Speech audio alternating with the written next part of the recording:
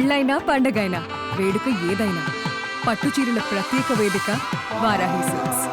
ఏడాదిన్నర తిరిగే లోపల మీరు ఎట్టి పరిస్థితుల పనులను పూర్తి చేసి కృష్ణానది జలాలు కొడంగల్ భూములు తడవాలి. మీరు స్వయంగా ప్రతి నెల సమీక్ష చెయ్యాలి. భూసేకరణ మొత్తం చేసినాం, అనుమతులు అన్ని తెచ్చినాం, ఇక పనులు ముందుకు పోవాలి. భూసేకరణ సమయంలో చాలా రకాల సమస్యలు సృష్టించారు. శ్రీహరికి ఒక్కటే మాట చెప్పిన, నిన్ను మంత్రిని చేసింది రాష్ట్రమంతా తిరగనికే కాదు. మక్తల్ నారాయణపేట కొడంగల్ ఎత్తిపోతల పథకం భూసేకరణ పూర్తి చేస్తేనే నువ్వు పట్నం దిక్కు రావాలి, లేకపోతే ఊర్లోనే ఉండాలి. నువ్వు మంత్రివి కాదు, నువ్వు సర్పంచ్ అనుకొని కింద కూర్చొని పేదోళ్లతో మాట్లాడి పని చేయమంటే 15-20 రోజుల్లోనే 98% భూసేకరణకు ప్రజల్ని ఒప్పించి సంతకాలు పెట్టించి నెల తిరిగే లోపల మంత్రి శ్రీహరి గారు అక్కడ కూర్చొని, శివకుమార్ రెడ్డి అక్కడ కూర్చొని మొత్తం భూసేకరణ చేపించి ఇవాళ ఏ అడ్డంకి లేదు. నిధులు ఎప్పుడు కావాలనే సగం రాత్రైనా విడుదల చేయడానికి నేను సిద్ధంగా రెడీగా ఉన్నా. మరి ఇవాళ కృష్ణానది జలాలతోని 1.5 ఎకరాలకు మక్తల్ నారాయణపేట కొడంగల్ వరకు మా అన్ని మండలాలకు మద్దూరు, దౌలతాబాదు, కోజ్కి, కొడంగల్, బొమ్మరాజ్పేట చెరువు వరకు ఈ రోజు నీళ్లు తెచ్చుకునే అవకాశం ఉంది. మా సర్పంచులు కానీ మా స్థానిక నాయకత్వానికి నా విజ్ఞప్తి ఒక్కటే, పనులు ఎంబడి శ్రీహరి గారిని, దామోదర్ అన్న నువ్వు నిద్రపోనీయకండి. పట్నం వచ్చినప్పుడల్లా పోయి ఆ సార్లకు నమస్కారం పెట్టురు. సార్ మా కృష్ణా నీళ్ళు ఏమైనాయి, మా నీళ్ళు ఎప్పుడు వస్తాయి సార్ అని అడుగురు. గుర్తు చేయాలి. వడ్డించేటోడు మనోడైనా ఓ ముద్ద ఎక్కువ పెట్టాలంటే మనం పోయి గుర్తు చేయాలి. లేకపోతే కడుపు నిండినట్టు ఉంది, పెట్టాల్సిన అవసరం లేదు అనుకుంటారు.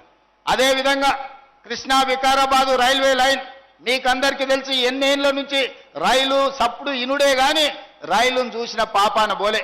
ఆనాడు రామ్మోహన్ రెడ్డి నారాయణ స్వామి మంత్రి ఉన్నప్పుడు పోయి ప్రయత్నం చేసింది. ఇవాళ పూర్తిగా మన కళ ఫలించబోతుంది. వికారాబాద్ కృష్ణా లైను 90% మంజూరైంది. ఏనుగెళ్ళింది, తోక మిగిలింది.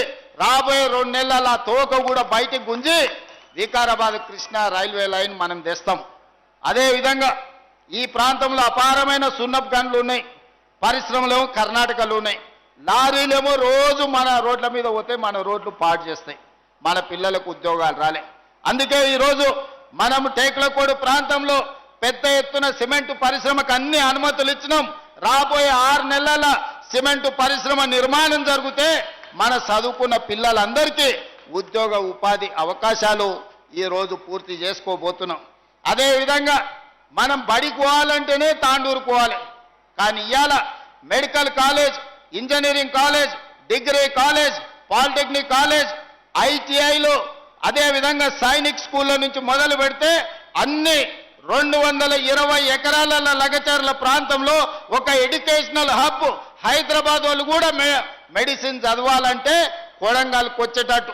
ఆనాడు రాష్ట్రం నలుదిక్కులో మనం పోయేటోళ్ళం చదువుకోవాలంటే, ఈనాడు రాష్ట్రం నలుమూలల నుంచి మంచి చదువు చదవాలంటే కొడంగల్కు పోవాల్సిందనే విధంగా ఈ రోజు విద్యాశాఖను తీర్చిదిద్ది ఈ రోజు కేజీ నుంచి పీజీ వరకు, పాలిటెక్నిక్ ఐటీఐ నుంచి ఇంజనీరింగ్ కాలేజ్ వరకు, నర్సింగ్ కాలేజ్ నుంచి మెడికల్ కాలేజ్ వరకు ఈ రోజు కొడంగల్కు మనం తెచ్చుకున్నాం. అత్యంత వేగంగా పనులు జరుగుతున్నాయి. 1.5 సంవత్సరం తిరిగే లోపల ఇవాళ ఈ పనులను మనం పూర్తి చేసుకోవడానికి అవకాశం ఉంది. కాబట్టి మిత్రులారా, ఇవాళ తెలంగాణ రాష్ట్ర ముఖ్యమంత్రి అంటే కుటుంబ పెద్ద లాంటి పదవి.